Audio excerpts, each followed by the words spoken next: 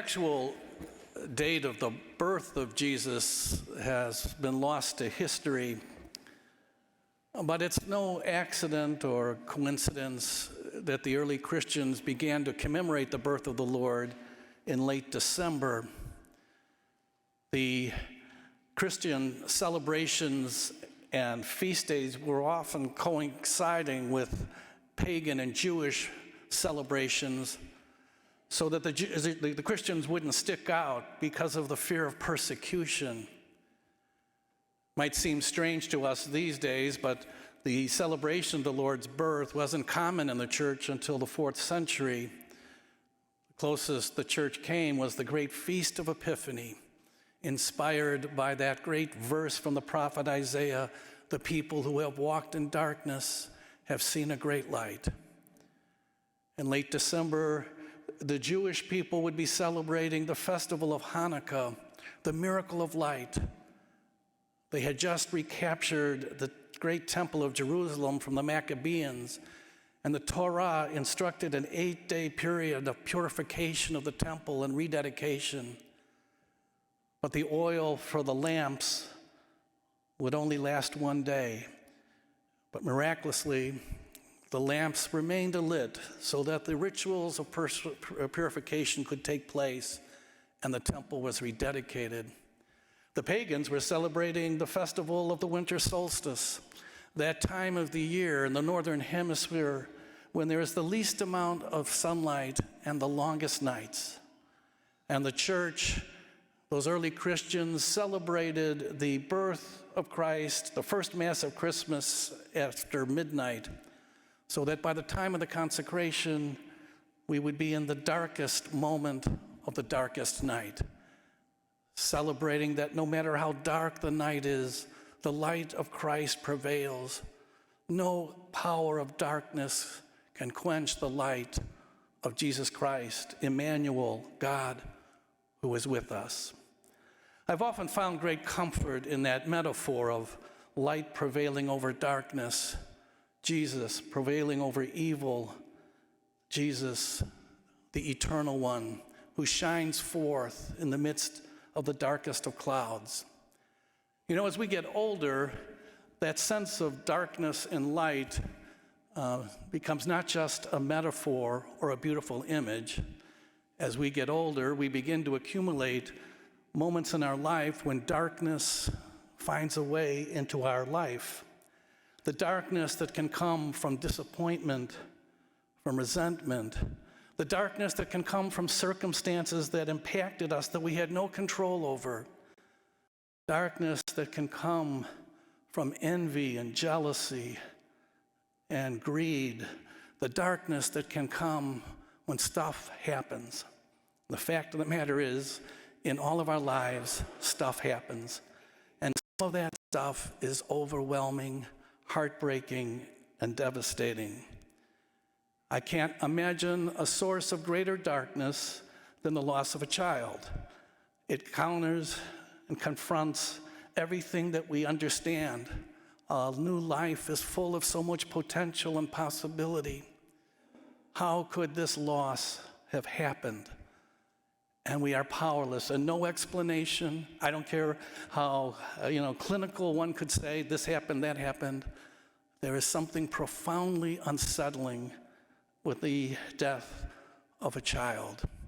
And many of you in this church this morning have encountered death of a child, a grandchild, a niece, a nephew, a son, a brother, a best friend, a mentor, a confidant. And we know that that journey of coping with that reality is a long and difficult journey. As we gather on this feast of the Holy Innocents, we call to mind all those who have encountered the loss of a child, no matter what the circumstances, no matter what the situation was, to pray that that loss be healed by the Lord of life. And we talk about the light conquering darkness. And today we think about the darkness that has come as the result of the death of a child, and how that darkness has been penetrated by the light of hope, the light that comes when we are surrounded by the outpouring of love and support as we begin the journey of grief and healing, the light that comes when we experience the witness of another who has experienced such a loss and is able to comfort us in a way that no one else can.